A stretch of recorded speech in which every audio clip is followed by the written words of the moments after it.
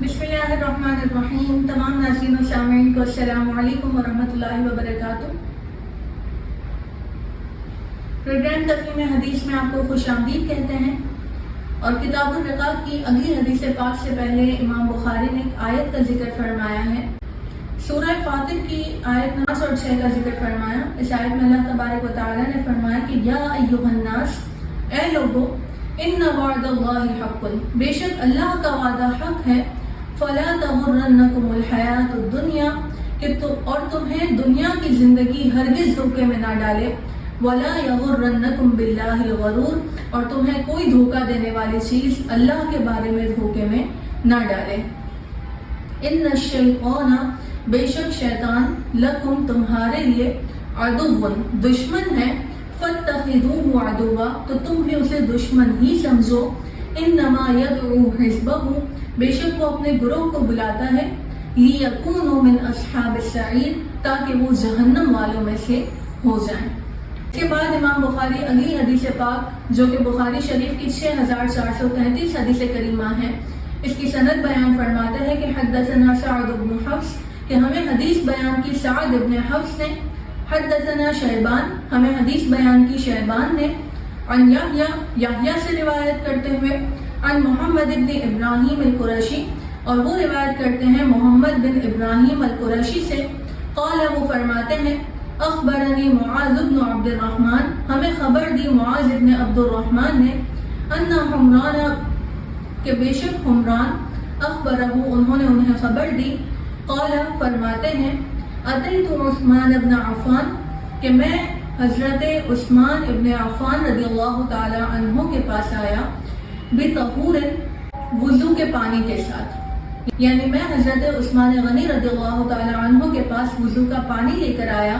وَهُوَ جَالِسٌ عَلَى الْمَقَاعِدِ، اور وہ چبوترے پر بیٹھے ہوئے تھے. فَتَوَضَّأَ، پھر آپ نے وضو فرمایا. فَأَحْسَنَ الْوُضُوءَ، اور بہترین طریقے سے وضو فرمایا.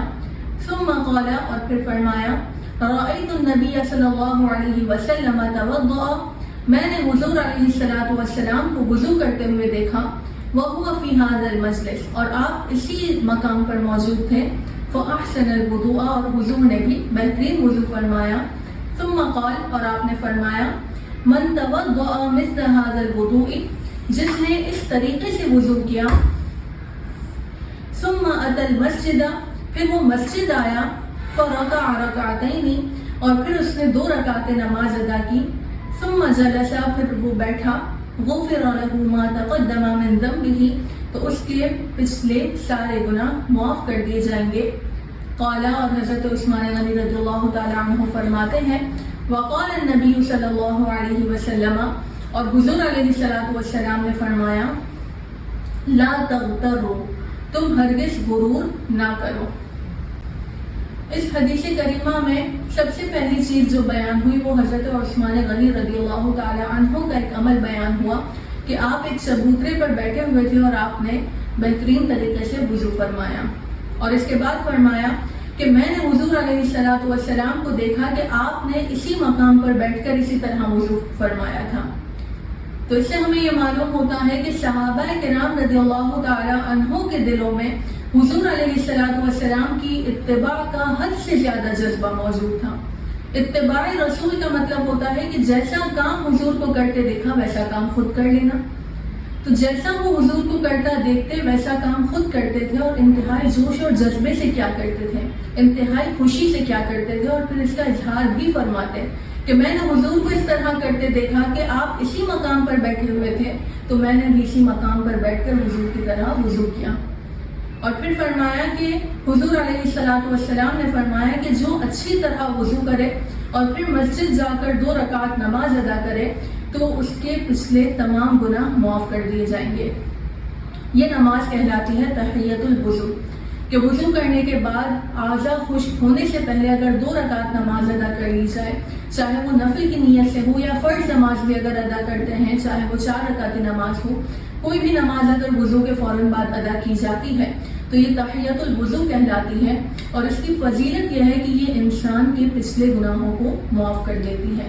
اب یہاں پر جو گناہوں کی معافی کا ذکر ہے، یہ صغیرہ گناہوں کی معافی ہے کہ جو صغیرہ گناہ ہیں وہ اس طرح کی عبادات سے معاف ہو جاتے ہیں۔ اگر کبیرہ گناہ ہے تو پھر اس کے لیے توبہ ضروری ہے، اور اگر وہ کسی حق کی ادائیگی سے تعلق رکھنے والے گناہ ہیں تو توبہ کے ساتھ ساتھ اس حق کی ادائیگی بھی لازم و ضروری ہے۔ یعنی اگر کسی نے پچھلی نمازیں قضا کی ہیں تو اس کی توبہ کے لیے زبان سے توبہ بھی لازم ہے اور ان کی قضا کرنا بھی ضروری ہے۔ اگر کسی کا مال لیا ہے تو اس بندے سے معافی مانگنا بھی ضروری ہے اور اسے اس کا مال واپس کرنا بھی ضروری ہوگا، کیونکہ کبیرہ گناہ ادائیگی کے بغیر معاف نہیں ہوتے۔ ادائیگی اور زبان سے توبہ کرنا لازم و ضروری ہے۔ پھر چونکہ یہاں پر بہترین وضو کا ذکر ہوا تو وضو کے بنیادی طور پر 4 فرائض ہیں: چہرہ دھونا، دونوں ہاتھ کونیوں سمیت دھونا، چوتھائی سر کا مسح کرنا اور دونوں پاؤں ٹخنوں سمیت دھونا۔ یہ 4 فرض اگر کسی نے ادا کر لیے تو اس کا وضو مکمل ہو جائے گا، لیکن سنت طریقہ یہ ہے کہ انسان مکمل وضو کرے کہ پہلے وہ اپنے ہاتھوں کو دھوئے، پھر اس کے بعد 3 مرتبہ کلی کرے، 3 مرتبہ اپنے ناک میں پانی چڑھائے اور اپنے الٹے ہاتھ کی چھوٹی انگلی سے اپنے ناک کو صاف کرے۔ اس کے بعد پھر وہ 3 مرتبہ اپنا چہرہ دھوئے۔ چہرہ دھونے کا طریقہ یہ ہے کہ جہاں سے پیشانی کے بال اگنا شروع ہوتے ہیں وہاں سے لے کر ٹھوری کے نیچے تک اور ایک کان کی لو سے دوسرے کان کی لو تک درمیان کا پورا حصہ صحیح طریقے سے دھلنا چاہیے۔ ہر مقام پر کم از کم 2 بوند پانی بہنا چاہیے۔ اگر یہ کام نہیں کیا، 2 قطرے پانی نہیں بہے تو وضو مکمل نہیں ہوگا۔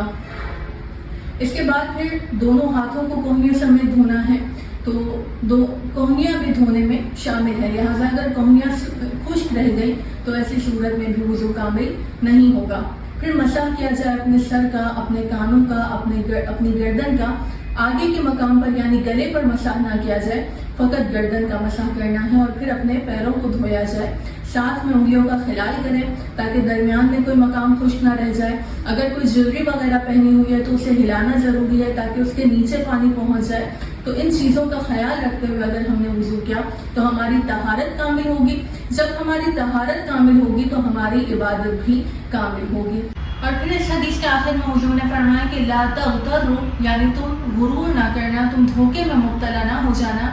یعنی ایسا نہیں ہونا چاہیے کہ انسان اگر کچھ عبادت کرتا ہے تو وہ اپنی عبادت پر تکیہ کر لے، اپنی عبادت پر ہی بھروسہ کر لے اور یہ سمجھے کہ میری اس عبادت کی وجہ سے ہی میں کامیاب ہو جاؤں گا۔ ہرگز اس طرح کی سوچ نہیں ہونی چاہیے، بلکہ اس کی یہی سوچ ہونی چاہیے کہ اگر اللہ نے چاہا تو مجھے کامیابی حاصل ہوگی۔ میری اس عبادت میں بہت سے نقص موجود ہیں، فقط اس عبادت کی وجہ سے میں کامیاب نہیں ہو سکتا۔ اگر کامیابی ملنی ہے، اگر دوزخ سے نجات ملنی ہے تو وہ فقط اللہ کے فضل سے ہی ملنی ہے اور اللہ کی رحمت سے امید رکھنی چاہیے۔ اللہ تبارک و تعالیٰ سے دعا ہے کہ ہمیں طہارت کے مسائل مکمل طور پر سیکھنے کی توفیق عطا فرمائے۔